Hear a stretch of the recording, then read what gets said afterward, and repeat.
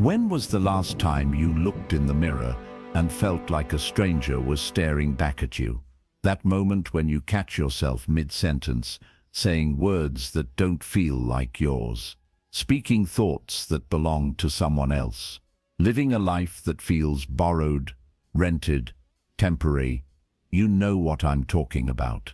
That crushing weight in your chest when you realize you've been performing for so long, you've forgotten who you actually are underneath the act. The exhaustion that comes from constantly adjusting your personality depending on who's in the room. One version of you at work, another with your family, a completely different person with friends, and somewhere in between all these performances, the real you has disappeared.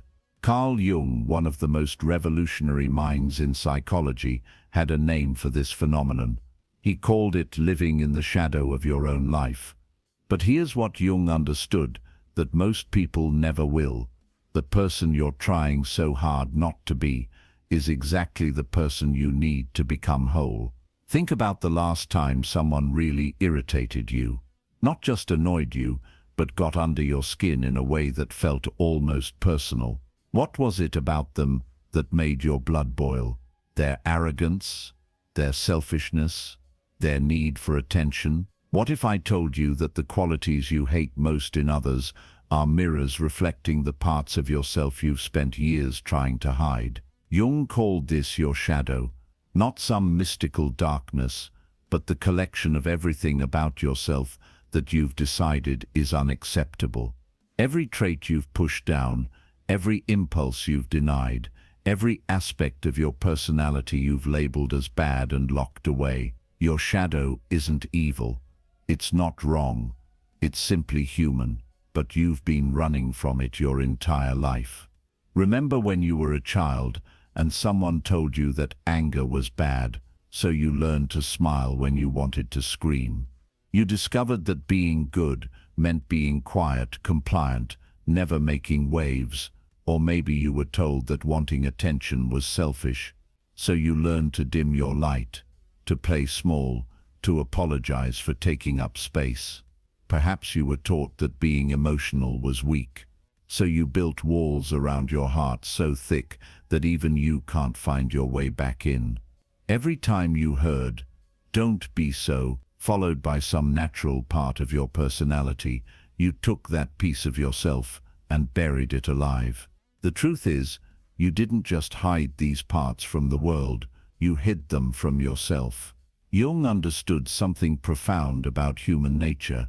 What we reject in ourselves doesn't disappear. It goes underground. It becomes the shadow, operating from the darkness, influencing every decision you make, every relationship you enter, every path you choose or avoid. Your shadow is why you find yourself in the same toxic relationships over and over again. It's why you attract the same problems wearing different faces. It's why you feel stuck in patterns that you consciously want to break, but somehow can't. Ask yourself this: what qualities do you judge most harshly in others? Really think about it. What makes you roll your eyes, shake your head, or feel that familiar surge of righteous anger? Is it people who are too aggressive, too passive, too attention-seeking, too withdrawn? Whatever it is, I want you to consider a possibility that might make you uncomfortable. You're not reacting to them. You're reacting to the rejected parts of yourself that they're reflecting back to you. This is projection, and it's one of the most powerful forces shaping your reality. You see, your mind is constantly scanning the environment for threats, but it's not just looking for physical danger, it's looking for psychological threats.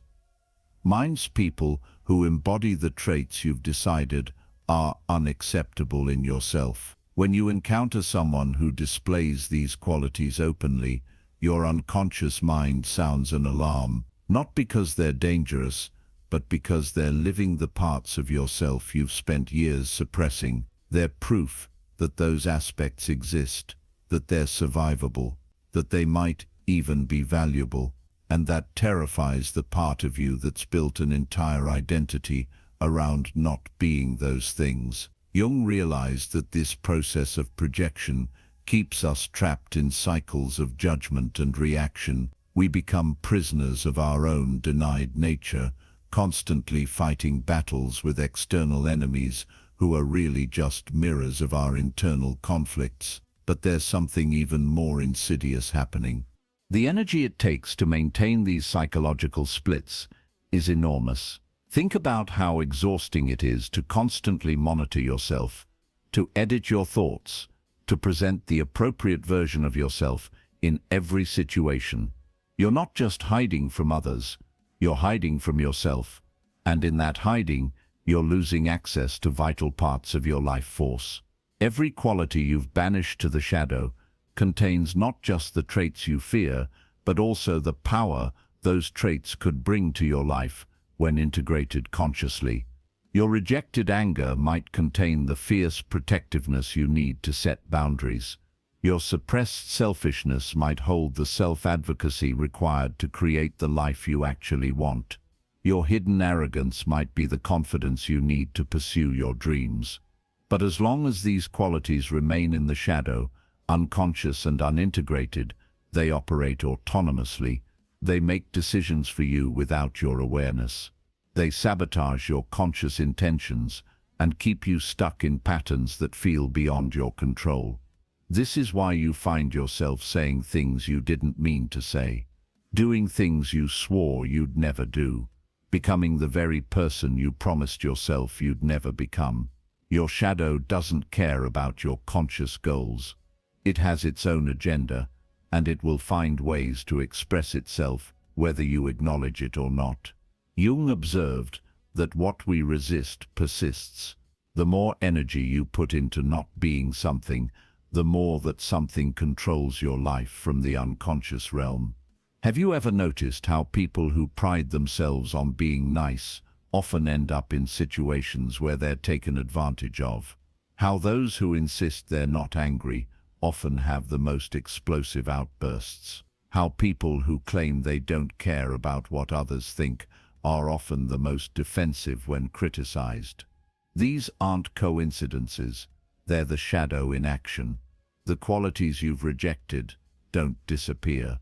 They find other ways to express themselves, often in exactly the situations where they'll cause the most disruption to your carefully constructed persona. And here's the cruel irony. The more you try to be the opposite of what you fear becoming, the more you guarantee that you'll eventually become exactly that. This is the psychological trap that keeps millions of people stuck in lives that feel inauthentic and unfulfilling. They're so busy running from their shadow that they never turn around to see what they're actually running from. But what if you stopped running? What if, instead of trying to eliminate the parts of yourself you don't like, you tried to understand them? What if you approached your shadow not as an enemy to be defeated, but as an exiled part of yourself that's been waiting to come home? Jung believed that the path to psychological wholeness required facing the shadow directly, not to indulge every impulse or act out every suppressed trait, but to bring these aspects of yourself into conscious awareness where they could be integrated rather than denied. This process isn't about becoming someone you're not. It's about reclaiming who you've always been underneath the layers of conditioning, expectations, and fear-based decisions. It's about recognizing that the parts of yourself you've labeled as bad might actually be sources of strength, creativity, and authentic power when approached with consciousness and intention. The moment you begin to acknowledge your shadow, something shifts. The energy you've been using to suppress these aspects of yourself becomes available for more constructive purposes. The patterns that have been running your life from the unconscious begin to lose their power over you. You start to see that the people who trigger you aren't your enemies, they're your teachers.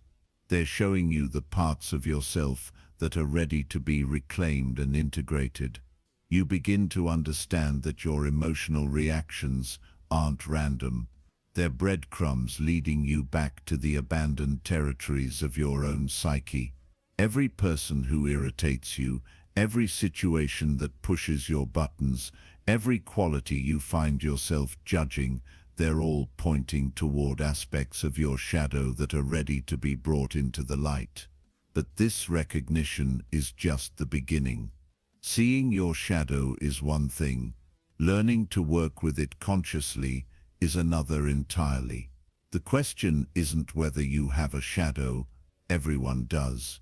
The question is whether you'll continue to let it run your life from the darkness, or whether you'll have the courage to turn toward it with curiosity and compassion. Because here's what Jung knew that most people never learn: your shadow doesn't just contain your rejected traits. It contains your hidden gifts. The very qualities you've been afraid of might be the keys to the life you've been searching for. Your anger might be your passion in disguise. Your selfishness might be your self-respect fighting to be born. Your pride might be your dignity trying to emerge. These aren't flaws to be fixed. They're powers to be reclaimed. But first, you have to be willing to see them. You have to be willing to look in the mirror without flinching. You have to be willing to own the parts of yourself you've spent years disowning. This is where most people stop. The recognition that they've been rejecting vital parts of themselves is too threatening to their carefully constructed identity. It's easier to keep projecting, keep blaming, keep running from the very aspects of themselves that hold the keys to their freedom. But you're not most people, are you? You're here because something inside you knows there has to be more than this endless cycle of performance and exhaustion. Something in you recognizes that the life you're living isn't the life you're meant to live. That recognition is your shadow calling to you. It's every rejected part of yourself asking to be acknowledged, accepted, and integrated back into the wholeness of who you really are. The path forward isn't about becoming perfect. It's about becoming complete. It's about recognizing that you are not just the socially acceptable parts of your personality, but the full spectrum of human experience that exists within you. This is the beginning of what Jung called individuation, the process of becoming who you truly are by integrating all aspects of your psyche, including the ones you've been taught to fear. And it starts with a simple but revolutionary act: turning toward your shadow instead of away from it, looking at your projections not as evidence of other people's flaws, but as maps leading you back to your own hidden territories. The people who trigger you the most aren't obstacles to your growth. They're invitations to reclaim the parts of yourself you've left behind. Every judgment you make is a doorway back to yourself. Every strong reaction you have is your psyche trying to show you where the work needs to be done. But seeing these patterns is only the first step. Understanding how they operate in your relationships, how they shape your choices, and how they keep you trapped in cycles of unconscious reaction, that's where the real transformation begins. Think about your last argument with someone close to you. What were you really fighting about? On the surface, it might have been about dishes, money, or who said what to whom. But underneath that surface, disagreement was something much more profound happening.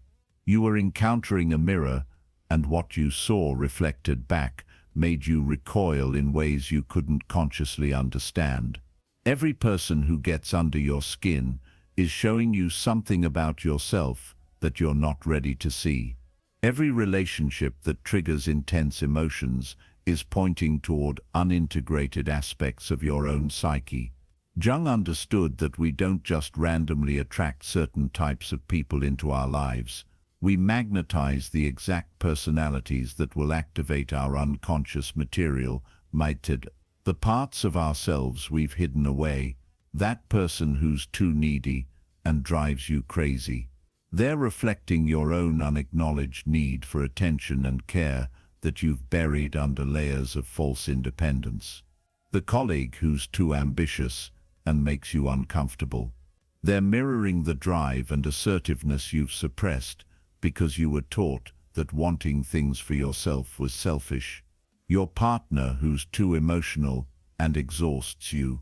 They're expressing the feelings you've learned to numb, the vulnerability you've decided was too dangerous to show. This isn't coincidence. This is your psyche orchestrating encounters with your own rejected material through other people. What you hate in them is what you hate about yourself. What you admire in them is what you've disowned in yourself. What you're trying to change in them is what you're refusing to acknowledge in yourself. Jung called this projection, and it's one of the most powerful forces shaping every relationship you'll ever have. Here's how it works. Your unconscious mind takes the qualities you can't accept in yourself and projects them onto other people. It literally sees these traits out there instead of in here because acknowledging them as part of yourself would threaten your carefully constructed identity. But projection isn't just about negative qualities.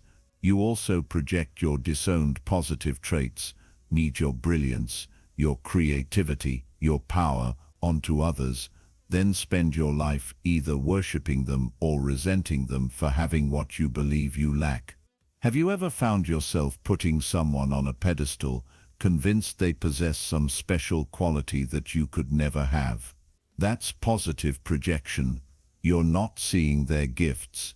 You're seeing your own gifts that you've refused to claim. And have you ever felt inexplicably threatened by someone's success, their confidence, their ease in the world? That's your projection, showing you the parts of yourself you've abandoned, the parts that could shine just as brightly if you weren't so committed to hiding them. This is why your reactions to people are rarely about them. They're about you encountering aspects of yourself that you've split off and declared unacceptable. The intensity of your reaction is directly proportional to how much energy you've invested in denying that quality within yourself. Think about someone in your life who consistently pushes your buttons.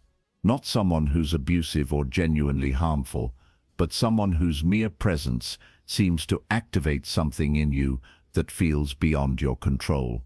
What is it about them that triggers you so intensely? Their arrogance, their passivity, their neediness, their detachment, their drama, their coldness. Now ask yourself this uncomfortable question: in what ways do you exhibit these same qualities?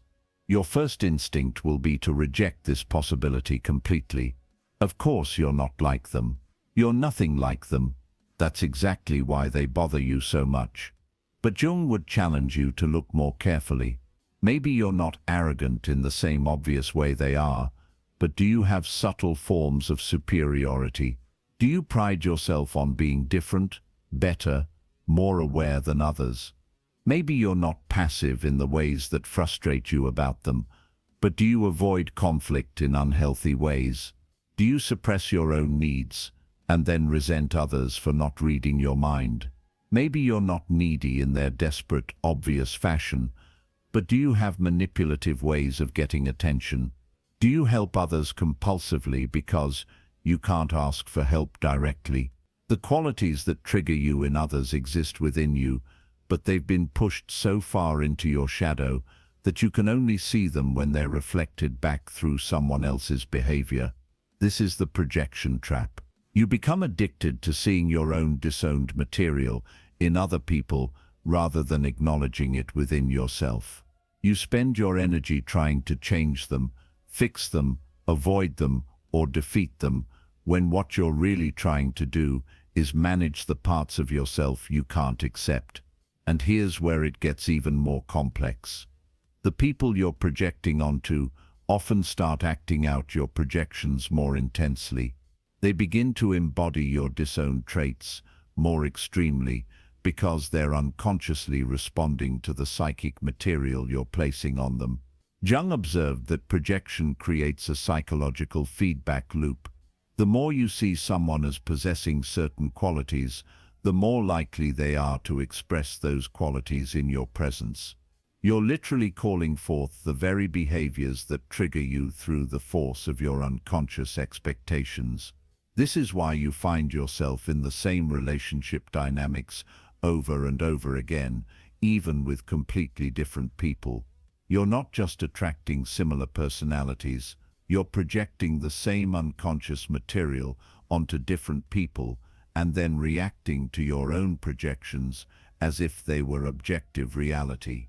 Your romantic relationships become battlegrounds where you fight with your partner about behaviors that are actually reflections of your own disowned traits.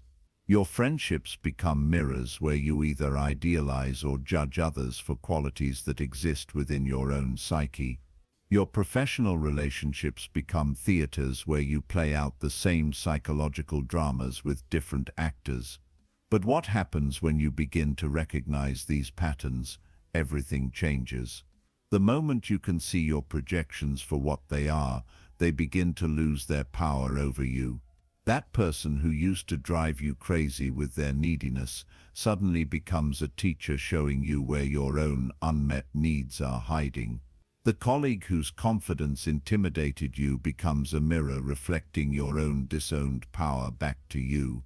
This doesn't mean you have to like everyone or accept all behaviors. It means you stop making other people responsible for your emotional reactions and start looking at what those reactions are trying to teach you about yourself. Jung believed that every projection is an invitation to reclaim a lost part of yourself. Every strong reaction you have to another person is your psyche trying to show you where integration work needs to happen. But here's what makes this process so challenging. Recognizing your projections requires admitting that you contain multitudes. It means acknowledging that you're not just the good, acceptable person you've worked so hard to become. You're also the needy person, the arrogant person, the selfish person, the weak person, mythis, all the versions of yourself you've spent years trying not to be. This recognition can feel like psychological death. Your entire identity has been built around not being certain things, and now you're being asked to acknowledge that you are, in fact, all things. But Jung understood that this apparent death is actually rebirth. When you stop splitting yourself into acceptable and unacceptable parts, when you stop projecting your disowned material onto others, you become whole for the first time in your life. You reclaim the energy you've been using to maintain these psychological splits. You stop being triggered by others in the same automatic ways. You begin to see people as they actually are, rather than as screens for your own unconscious material. This is the beginning of what Jung called individuation, the process of becoming a complete, integrated human being who owns all aspects of their psychological reality. But individuation isn't a comfortable process.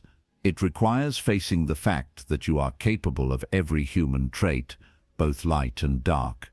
It means owning your capacity for selfishness and generosity, cruelty and kindness, wisdom and foolishness.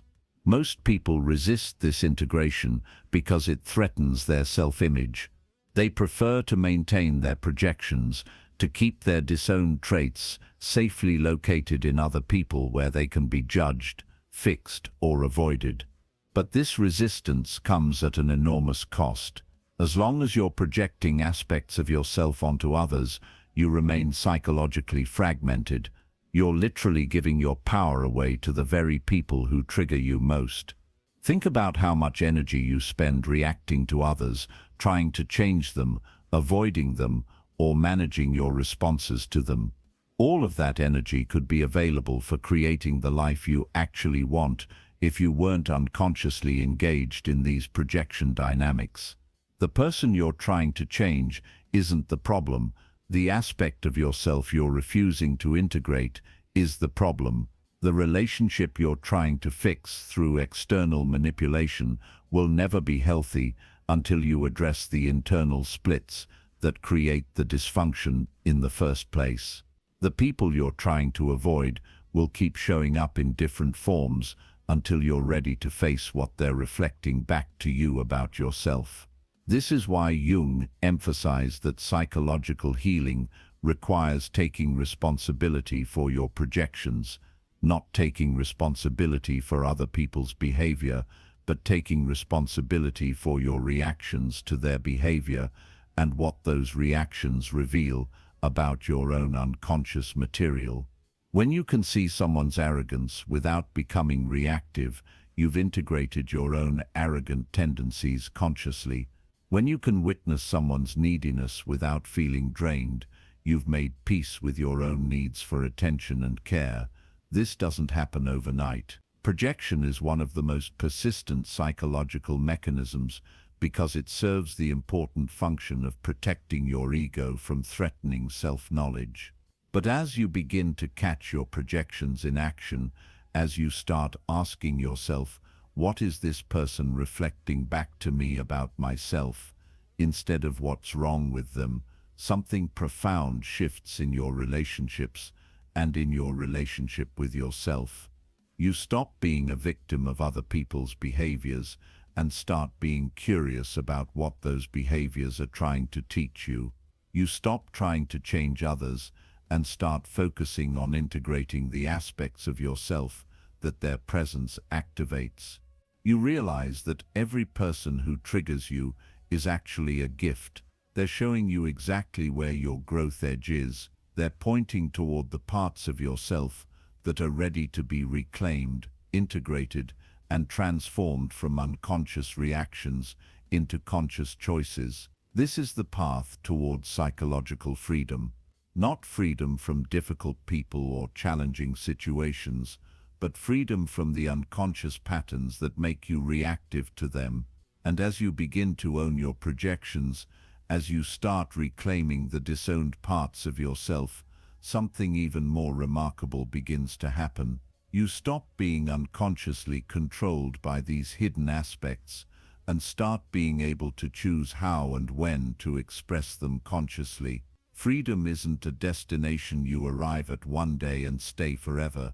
It's a daily choice, a continuous practice of showing up as your truest self, even when the world demands conformity. The real transformation begins when you stop seeing authenticity as something you achieve and start experiencing it as something you live. You've likely spent years building walls around your heart, creating elaborate defenses to protect yourself from judgment, rejection, or disappointment. These walls once served you, but now they've become your prison. The irony is that the very mechanisms you created for safety have become the source of your suffering. Breaking down these walls isn't about becoming vulnerable to everyone and everything. It's about choosing where and how you open yourself to life. What would happen if you stopped performing your life and started living it? Most people are so busy managing their image, controlling outcomes, and meeting expectations that they forget what it feels like to simply exist without an agenda. Authentic living means releasing the exhausting job of being your own publicist, constantly spinning your story to make it more palatable to others. The integration process requires you to befriend all parts of yourself, the ambitious and the lazy, the generous and the selfish, the confident and the insecure. You are not one-dimensional, and trying to present yourself as such creates internal fractures that weaken your foundation. When you accept your complexity, you stop wasting energy hiding aspects of yourself and can channel that power toward creating the life you actually want. Consider how much mental space you currently dedicate to worrying about what others think of your choices. This isn't just about major life decisions. It's the countless micro moments throughout each day where you edit yourself, hold back your thoughts, or modify your behavior to avoid potential conflict or judgment. This constant self-monitoring is exhausting and keeps you disconnected from your intuitive wisdom. Authentic living doesn't mean sharing every thought or feeling with everyone around you. It means developing the discernment to know when your truth serves the situation and when it doesn't. Some environments will never be safe for your full expression, and that's perfectly acceptable. The key is choosing these environments consciously rather than finding yourself trapped in spaces that consistently require you to shrink. The integration of your authentic self happens in layers. You might start by being more honest in low-stakes situations, expressing a genuine preference for where to eat dinner or sharing an unpopular opinion about a movie. These small acts of authenticity build your confidence and help you recognize that most people actually appreciate honesty over performance. Your relationships will naturally shift as you become more authentic. Some connections will deepen as people respond to your genuine energy, while others may fade as the basis for the relationship was built on a version of you that no longer exists. This can feel unsettling, but it's actually a sign that you're moving in the right direction. Quality relationships thrive on authenticity, while surface-level connections require constant maintenance and energy. The workplace often presents unique challenges for authentic living. You may feel pressure to conform to corporate culture or professional expectations that conflict with your values. Integration here means finding ways to maintain your integrity while navigating necessary compromises. This might involve setting clearer boundaries, speaking up about issues that matter to you, or gradually shifting your career toward work that aligns with your authentic self. Fear will continue to arise as you live more authentically, but your relationship with fear changes. Instead of seeing fear as a stop sign, you begin to recognize it as information. Fear often points toward what matters most to you and what you're being called to do or become. The goal isn't to eliminate fear, but to move forward despite its presence. Authentic living requires you to develop a strong internal compass. When you're constantly looking outside yourself for validation or direction, you lose touch with your own wisdom. Building this internal guidance system takes practice and patience. Start by paying attention to how different choices feel in your body. Your physical sensations often carry more accurate information than your mental analysis. The comparison trap becomes less powerful as you embrace your unique path. When you're living authentically, other people's successes don't diminish your own because you're no longer competing for the same prizes. You begin to understand that there's room for everyone to shine in their own way, and someone else's light doesn't dim yours. Perfectionism is one of the biggest obstacles to authentic living. The need to get everything right before taking action keeps you stuck in preparation mode and prevents you from gaining the real-world experience that leads to growth. Authentic living embraces the messiness of being human and understands that mistakes are not failures but feedback. Your relationship with time changes when you live authentically. Instead of rushing towards some future version of yourself or dwelling in past mistakes, you become more present to the current moment. This presence allows you to make decisions based on what feels right now rather than what you think you should want or what worked for someone else. The integration process includes healing your relationship with your own emotions. Many people treat emotions as inconveniences to be managed or problems to be solved rather than valuable sources of information. When you accept that all emotions serve a purpose, you stop fighting your internal experience and can use your emotional energy more effectively. Boundaries become easier to set and maintain when you're living authentically because you have clarity about what you will and won't accept. These boundaries aren't walls designed to keep people out, but containers that help you maintain your energy and focus on what matters most.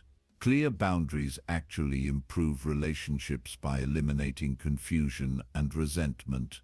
The practice of authentic living extends to how you spend your time and energy. When you're true to yourself, you naturally gravitate toward activities and commitments that align with your values and interests. This doesn't mean every moment will be pleasurable, but there will be an underlying sense of purpose and alignment that sustains you through difficult periods. Your physical environment begins to reflect your authentic self as you integrate these changes. You might find yourself drawn to different types of spaces, colors, or objects that resonate with who you're becoming. Surrounding yourself with things that genuinely appeal to you rather than what you think looks impressive supports your ongoing transformation. The financial aspects of authentic living deserve attention because money often represents freedom or security. As you become more authentic, your relationship with money may shift. You might prioritize experiences over possessions, choose work that pays less but offers more satisfaction, or find creative ways to support your lifestyle that align with your values. Physical health often improves when you live more authentically because you're no longer carrying the stress of constant performance and self-monitoring. Your body relaxes when your mind stops fighting reality, and you may find yourself making healthier choices naturally rather than forcing yourself into rigid routines that don't fit your lifestyle. The creative aspects of your personality have more room to emerge when you're living authentically. Creativity requires a willingness to be seen and to make mistakes, both of which become easier when you're not overly concerned with maintaining a perfect image. You might rediscover interests you abandoned or develop new forms of expression that surprise you. Spiritual growth often accelerates during this integration phase because you're no longer spending energy maintaining false versions of yourself. Whether your spirituality involves traditional religious practices or a more personal connection to something greater than yourself, authenticity creates space for genuine spiritual experiences rather than performative ones. The ripple effects of your authentic living extend far beyond your personal experience. When you show up genuinely in the world, you give others permission to do the same. Your courage to be real in a world that often rewards facades becomes a gift to everyone around you, even if they don't consciously recognize it. Seasons of doubt will still arise where you question whether this path is worth the discomfort and uncertainty it sometimes brings. During these times, remember that the alternative, living a life that isn't truly yours, carries its own pain, though it may be more familiar. The discomfort of growth is temporary, while the pain of living inauthentically compounds over time. The integration of authentic living is not a linear process with a clear endpoint. It's a spiral where you revisit similar themes at deeper levels throughout your life. Each cycle brings new opportunities to align more fully with your truth and release patterns that no longer serve your evolution. Your capacity to handle life's challenges expands when you're living authentically because you're operating from a place of integrity rather than constantly managing contradictions between your inner truth and outer expression. This alignment creates a stable foundation that can weather storms without crumbling. The relationships you attract at this stage of your evolution will be fundamentally different from those based on your earlier, less authentic self. People will be drawn to your genuine energy rather than to a performance, creating connections that can withstand the natural ups and downs of human relationship without falling apart.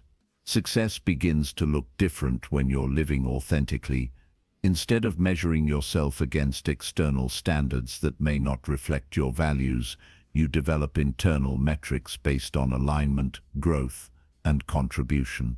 This doesn't mean abandoning all external goals, but ensuring they serve your authentic vision rather than someone else's definition of achievement. The liberation that comes from authentic living is not a one-time event, but an ongoing practice of choosing truth over comfort, growth over stagnation, and connection over isolation. Each day offers new opportunities to show up more fully as yourself, and each choice in that direction strengthens your capacity for the next one. This is your life to live, your story to write, your unique contribution to make. The world needs what you have to offer, but only when it comes from the authentic source within you, rather than from what you think you should be or do. The time for pretending is over. The time for living has begun.